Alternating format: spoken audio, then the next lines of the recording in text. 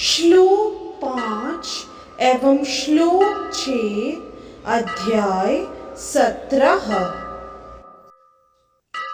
अशास्त्र विहितं घोरं तप्यन्ते ये तपो जनाः दंभ अहंकार संयुक्ताः कामराग बलान्विताः कर्षयन्तः शरीरस्थं भूतग्रामं अचेतसः मां चैवान्तः शरीरस्थं तान् विद्धय असुर निश्चयान्। इन श्लोकों के संदर्भ में एक दोहा प्रस्तुत है। शास्त्र न जाने सुने नहीं अपितु करे अपमान दंभी अपनी चतुरता का करते अभिमान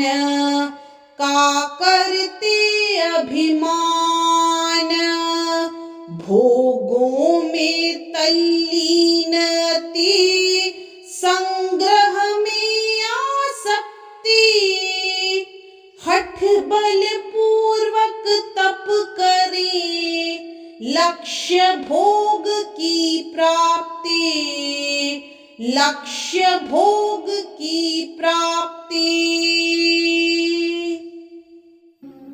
इस श्लोक में श्री कृष्ण अर्जुन को कहते हैं, जो लोग दंभ तथा अहंकार से अभिभूत होकर शास्त्र विरुद्ध कठोर तपस्या और व्रत करते हैं, जो काम तथा आसक्ति द्वारा प्रेरित होते हैं, जो मूर्ख हैं तथा शरीर के भौतिक तत्वों को तथा शरीर के भीतर स्थित परमात्मा को कष्ट पहुंचाते हैं, वे असुर कहे जाते हैं। यदि इस श्लोक का विस्तार करें तो कुछ पुरुष ऐसे हैं जो ऐसी तपस्या की विधियों का निर्माण कर लेते हैं जिनका वर्णन शास्त्रों में नहीं है। उदाहरणार्थ, किसी स्वार्थ के प्रयोजन से यथा राजनीतिक कारणों से उपवास करना शास्त्रों में वर्णित नहीं है। शास्त्रों में तो आध्यात्मिक उन्नति के लिए उपवास करने की संस्तुति है, किसी राजनीतिक या सामाजिक उद्देश्य के लिए नहीं। भगवत गीता के अनुसार जो लोग ऐसी तपस्याएं करते हैं वे निश्चित रूप से आसुरी हैं। उनके कार्य शास्त्र विरुद्ध हैं और सामान्य जनता के हित में नहीं हैं। वास्तव में वे लोग गर्व, अहंकार, काम तथा भौतिक भोग के प्रति आसक्ति के कारण ऐसा करते हैं। ऐसे कार्यों से न केवल शरीर के उन तत्वों को विक्षोभ होता है जिनसे शरीर बना है, अपितु शरीर के भीतर निवास कर रहे परमात्मा को भी कष्ट पहुंचता है। ऐसे अवैध उपवास से या किसी राजनीतिक उद्देश्य से की गई तपस्या आदि से निश्चय ही अन्य लोगों की शांति भंग होती है। उनका उल्लेख वैदिक साहित्य में नहीं है। आसुरी व्यक्ति सोचता है कि इस विधि से वह अपने शत्रु या विपक्षियों को अपनी इच्छा पूरी करने के लिए बाध्य कर सकता है, लेकिन कभी कभी ऐसे उपवास से व्यक्ति की मृत्यु भी हो जाती है। ये कार्य भगवान द्वारा अनुमत नहीं है। वे कहते हैं कि जो इन कार्यों में प्रवृत्त होते हैं वे असुर हैं। ऐसे प्रदर्शन भगवान के अपमान स्वरूप हैं, क्योंकि इन्हें वैदिक शास्त्रों के आदेशों के उल्लंघन करके किया जाता है। इस प्रसंग में अचेतसः शब्द महत्वपूर्ण है।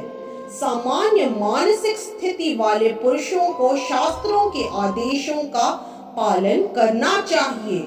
जो ऐसी स्थिति में नहीं है वे शास्त्रों की अपेक्षा तथा अवज्ञा करते हैं और तपस्या की अपनी विधि निर्मित कर लेते हैं।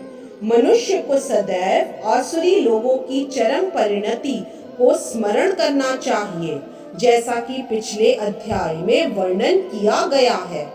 भगवान ऐसे लोगों को आसुरी व्यक्तियों के यहाँ जन्म लेने के लिए बाध्य करते हैं। फलस्वरूप वे भगवान के साथ अपने संबंध को जाने बिना जन्म जन्मांतर आसुरी जीवन में रहते हैं।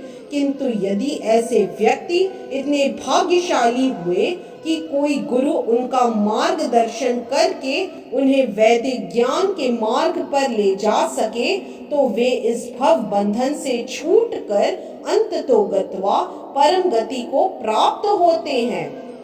इस तरह से श्लोक 5 एवं श्लोक 6 अध्याय 17 की व्याख्या यही संपन्न होती है।